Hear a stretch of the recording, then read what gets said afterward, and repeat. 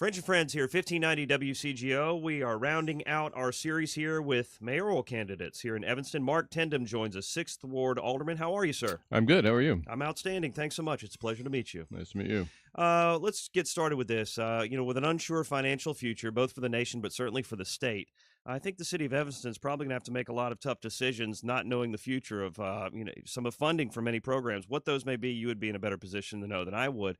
What should we be focused on?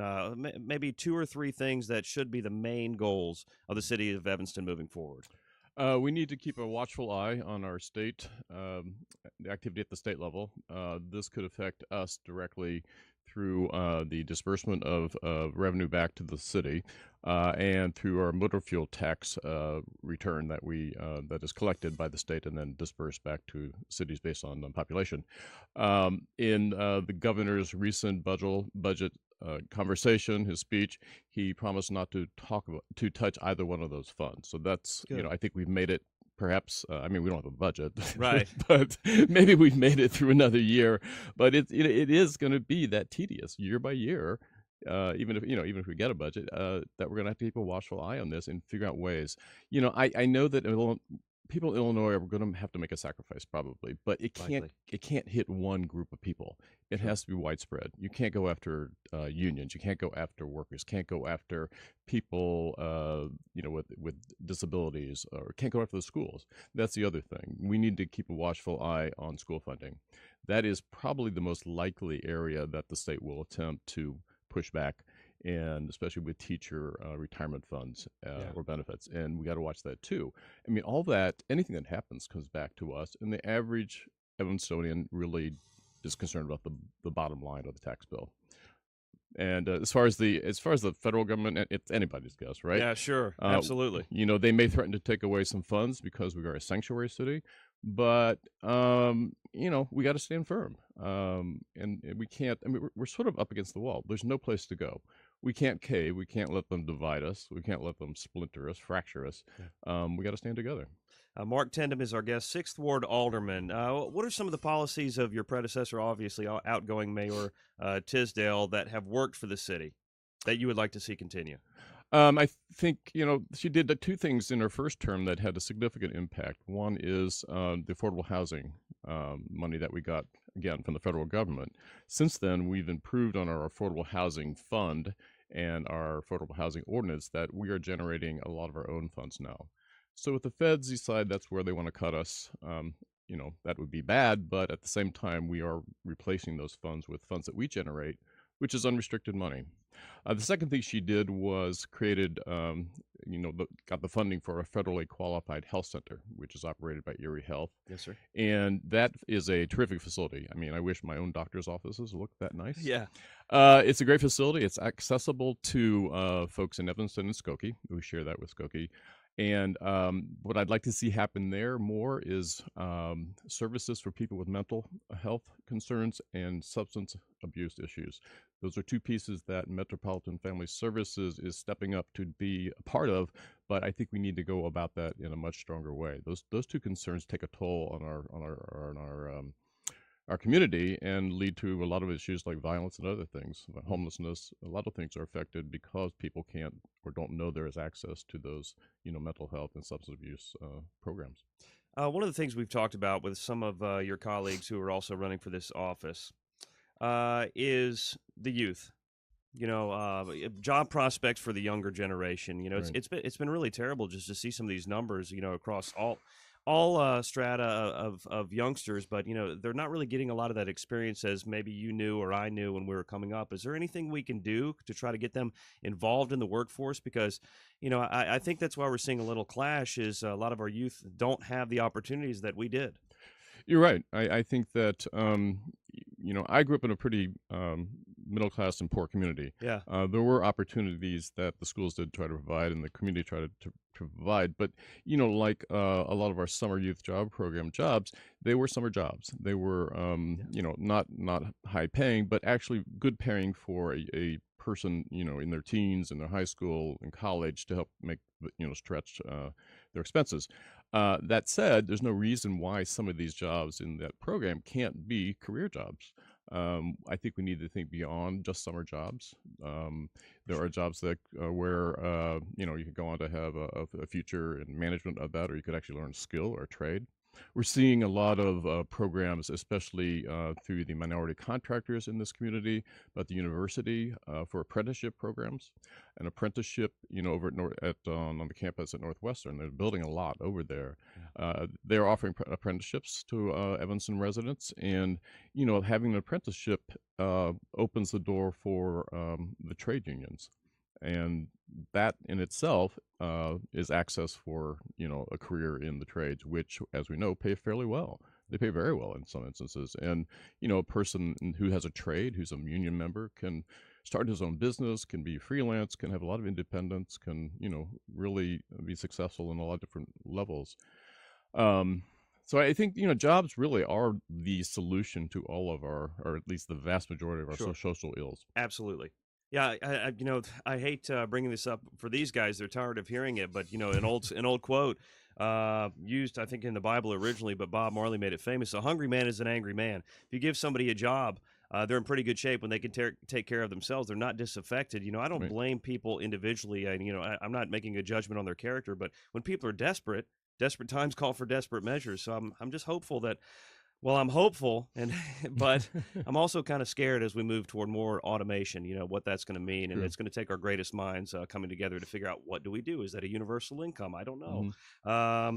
One of the things that you write here, and I can agree with this, as I walk around Evanston, there aren't that many vacant properties. There are a lot of businesses. We're doing Yes. pretty well, Hmm. and you say that perhaps we can be pretty.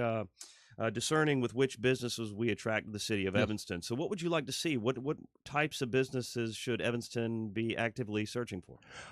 First of all, I'd like to see businesses on a big scale, which involves more than just attracting business. But and there's a prominent theater group that would like to get back to Evanston. A performing arts center would make that happen. Yeah, That in itself would generate the influx of people from out of town and from all around. That would help keep our restaurants full, keep our hotels full. We have capacity now. I mean, including if we had a capacity with the theater, we'd have a capacity for more conventions, small conventions and meetings. We've had two in the past year, one for the arts, one in technology, and that too brings a huge influx of people to spend their money here.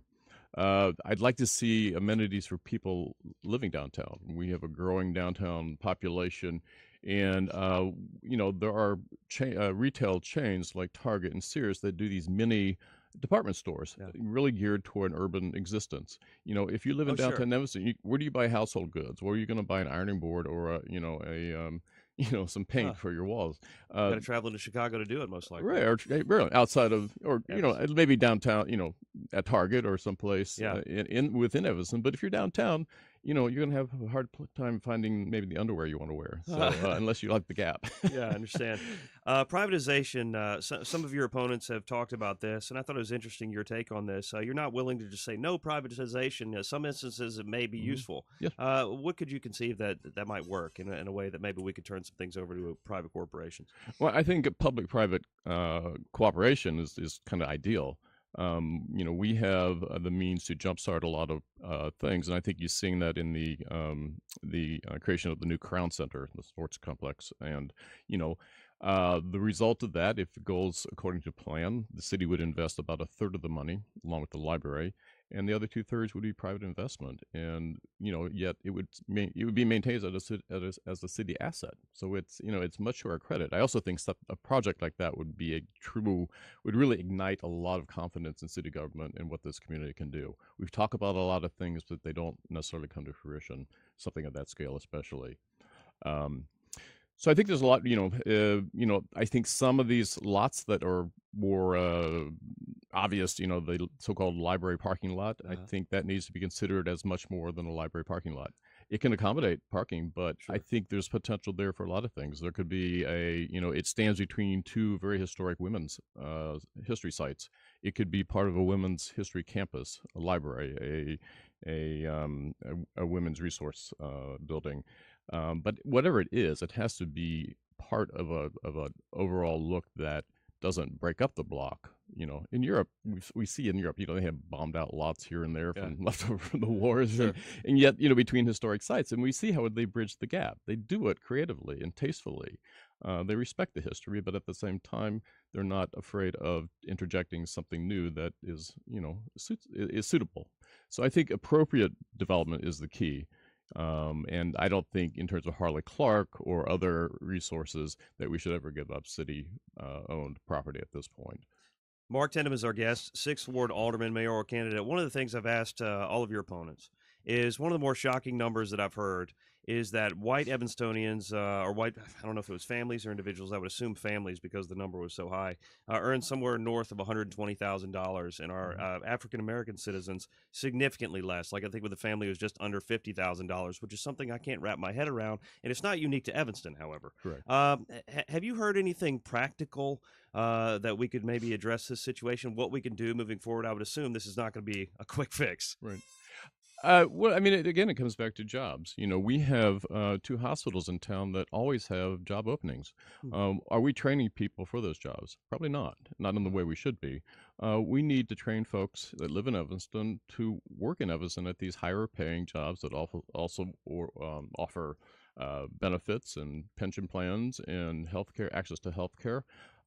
We need to do that with our resources we have, like Oakton Community College and other institutions. We pay into Oakton Community College. We Hmm. don't use it to the full extent that we can, considering how much we actually pay into it. So we need to find ways of doing that. And access to education and training isn't just tuition. I mean, we have to account for people that maybe need childcare at an Yeah. affordable rate, transportation, getting out to the campus. Oakton doesn't seem terribly willing to come to us, but getting out to the Skokie or Des Plaines campus, we could look at things like shuttles to make it feasible for people to do this. If there are too many barriers to, achieving these, degrees and associate degrees in technical training, people aren't going to follow through. Mark Tindem is our guest. You've had, kind of a contentious road. Not you per se, but some of your opponents have tried to, I guess, use the tools available to them to, make the field a little smaller. It's been pretty fascinating to me. Right. But one of the concerns I'm sure that you share with others that are running is, with nothing else on the ballot for next Tuesday, wondering, how many people will get out. I've heard numbers as low as 5,000 to maybe Hmm. 8,000 that could show up. Hmm. But that being said, are you able to gauge the temperature on where you may stand? Or do you think that there's any one person, maybe it's yourself, who's in a position to win that majority, or do you anticipate a runoff?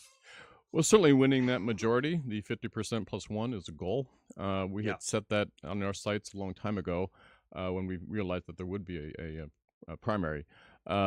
I would have to say the likelihood of anyone doing that is pretty small. Our numbers are very good, very good. I mean, better than I anticipated being at this point. Yeah, good. But our sampling isn't terribly scientific. Yeah. We don't have the money to invest in that kind of work, but we do have a lot of folks out canvassing door to door. We also know that while the numbers favor me pretty significantly in those canvassing, where there are equal number of undecided people equal to the total of votes of people that have decided. So that big undecided means one of two things: there will be a shift at some point this coming week, or folks just aren't going to come out and vote. Yeah, I hope that's not the case, I hope but not I'm too. sure you'll be out there working hard with those working with you to try to encourage people. Hey, just Yeah, takes a few minutes. I So, certainly will. Mark Tennum has been our guest, Sixth Ward Alderman, running for Evanston Mayor. Wish you all the continued success and best of luck. Thank you. All right, French and friends, more coming up.